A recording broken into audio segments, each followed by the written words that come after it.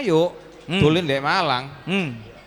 Ayo dolen di Malang. Okay. Jadi pada waktu itu kemudian kita tersadarkan tagline kita itu ternyata menjadi sesuatu hal yang menjadi apa ya jenenge saat kita sudah begitu kemudian ada badai namanya itu. Nah, tetapi karena kita sudah bisa masuk dalam platform digital, tagline itu kita bawa ke dunia digital. Oh, ya, shifting berarti ya? Shifting kita sudah lakukan, makanya ayo lek tuku soak alam gak usah teko, ya.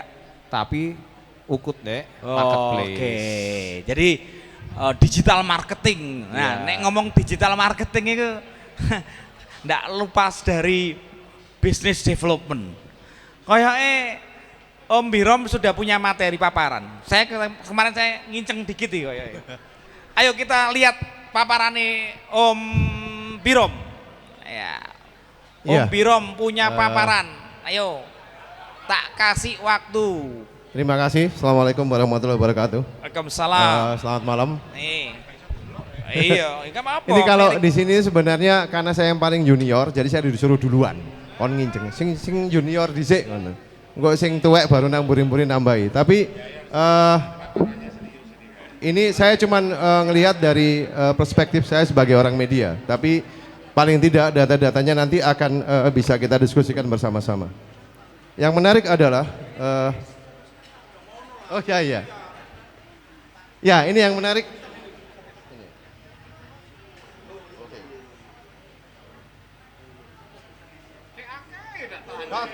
Titik tok. Weh, data tok rek.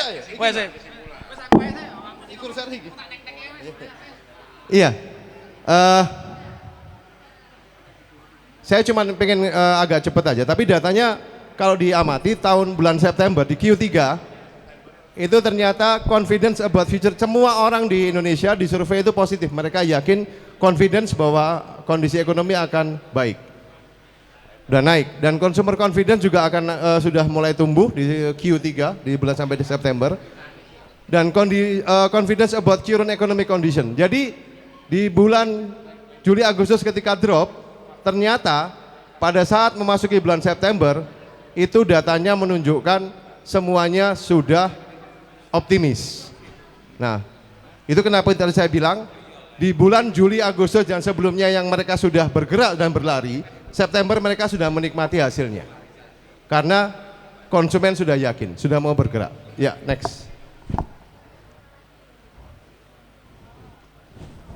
Saya aja Mas Agung, ya lebih mudah saya. Ini ya, jadi konsumen income and job prospect also rebound. Jadi sudah mulai terlihat bahwa pemasukan dan penghasilan dari konsumen sudah mulai naik. Jadi dan sudah terlihat bahwa sudah mulai banyak prospek-prospek pekerjaan baru yang mulai muncul. Kalau dulu banyak PHK, bulan September sudah naik. Jadi kalau teman-teman sadari, kenapa ya kok bulan September sudah mulai kerasa ya, sudah mulai naik, karena memang datanya seperti itu. Ini yang paling banyak, upper class.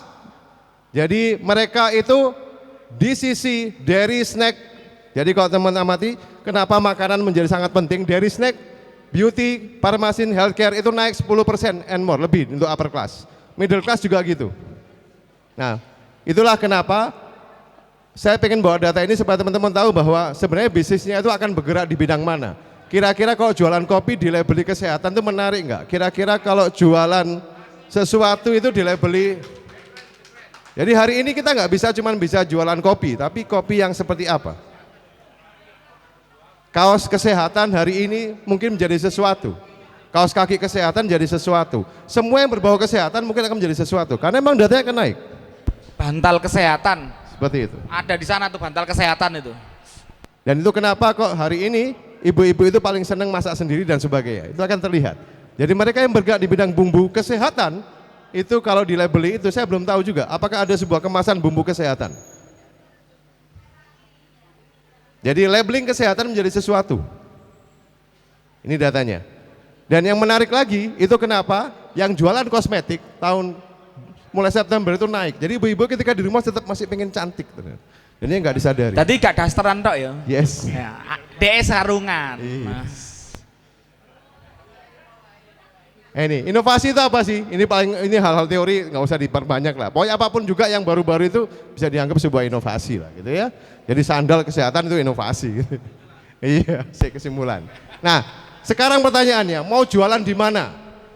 Wes kita nggak mau jualan di mana? Mau jualan di Kota Malang. Saya kasih tahu datanya bahwa data terbesar di Kota Malang adalah generasi milenial. Z dan milenial ini.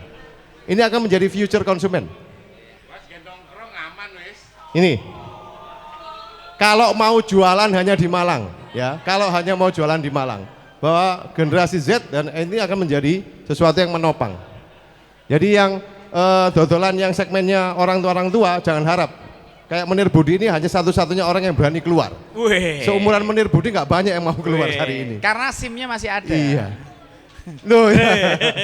Tapi kalau menembak segmen-segmen seperti ini akan hilang.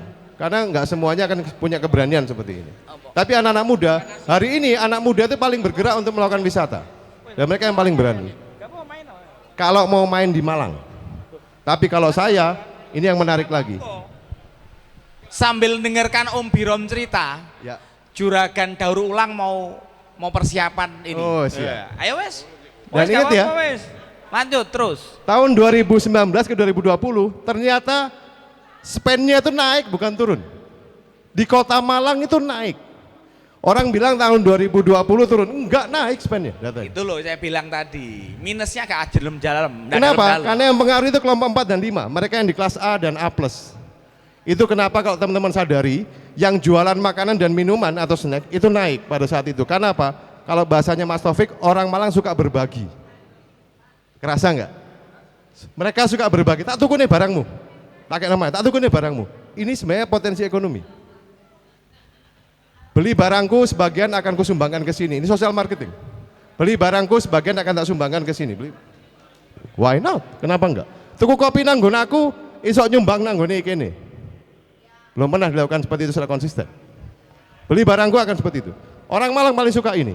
Dan kelas A-nya dan kelas A+-nya itu paling suka spend uang. Mbuh pokoknya barangmu tak tuku, mbuh payung buka gak ngetak kena sapa. Dan itu kejadian. Itu kenapa banyak beberapa makanan itu naik. Itu akan dibagikan, berbagi. Kalau mau main di Malang, main di segmen ini. Tapi kalau saya kasih tahu datanya, di luar Jabodetabek itu growth-nya lebih luar biasa. Saya kemarin itu sudah diskusi sama teman-teman Radius Indonesia, hampir dipastikan di Kalimantan sama Sulawesi itu tidak terlalu terlihat dampak dari secara pandemi. Tetapi mereka nggak bisa dapat barang, kenapa? Karena distribusinya ketahan di Jawa. Tapi padahal mereka ingin sebenarnya. Mereka tuh masih pingin, mereka punya uang, mereka mau beli tapi nggak ada barangnya, kenapa? Distribusinya ketahan. Nah jalur-jalur distribusi ini kalau bisa dibuka menjadi bagian yang penting itu menarik. Jadi kalau mau dapat kue besar, saran saya keluar dari Kota Malang. Maksudnya barangnya yang keluar Malang? Yes. Sumatera itu growth, Kalimantan growth, Sulawesi growth, Indonesia growth. Dan growth-nya lebih luar biasa. Wah mantap ini. Ini Ini hanya bocoran, FMG sih. bocorannya Om Birom. Kirimlah barangmu ke Sumatera, Kalimantan, Yes. dan Sulawesi. Kan bahasanya Bukan, ngono kan? bukan. Kalau nggak tahu caranya, saya kasih tahu caranya. Tolong kirim ini barang-barang ini. Lihat ya. Boto kirim ini Kalimantan. Nah, mulai sekarang, Sulawesi, Sumatera. betul. Hari ini yang punya teman SD, SMP, SMA, manfaatin silaturahmi itu. Manfaatin. Ojo izin, lihat dodolan izin pasti gak payu.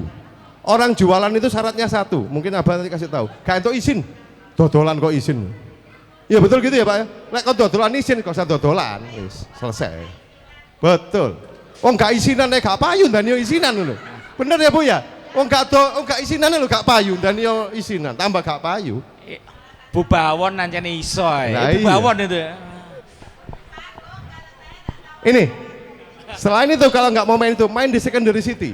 Selama ini kita nggak pernah tahu bahwa Madiun, Blitar, itu banyak orang-orang kaya baru hari ini. Madiun, Blitar, Tulungagung seperti itu. Betul Pak ya? Saya nggak ngomong, datanya seperti itu. Lihat, mereka itu adalah orang-orang dengan kondisi yang hari ini itu, kayak jarene Mas Taufik bilang, mereka ikut duwe nang ngene kono, tapi mereka ikut sajane pengen belanja gitu. Dan itu growth, tapi mereka nggak tahu harus belanja di mana. Buka yang mulai hari ini punya teman, punya kenalan, punya saudara, punya apa, diajak jualan semua. Ya. Rural luar biasa, other city luar biasa. Kalau mau main di kota besar, ya siap-siaplah dengan pertempuran yang ada. Ya. Ini, trennya akan seperti ini. Jadi Q3 itu akan naik. Jadi upper size itu, jadi yang orang kelas atas itu akan lebih banyak membeli dalam jumlah besar, big size. Kelas menengah dia akan beli sedikit tapi sering. Jadi kalau biasanya beli telur 1 kilo atau 10 kilo langsung sebulan, kelas menengah dia akan beli sekilo tapi sering. Tapi sebenarnya sama aja ujung-ujungnya. Ini jadi peluang hal-hal itu. Jadi packagingnya akan menjadi impactnya akan tahu. Sekarang packaging 10 kilo mungkin nggak akan menarik itu. Tapi packagingnya sekilo, yang setengah kilo, tapi mereka belinya sering. Karena mereka merasa nggak ngeluarkan duit langsung besar. Ini harus diamati. Yang punya produk terutama gitu.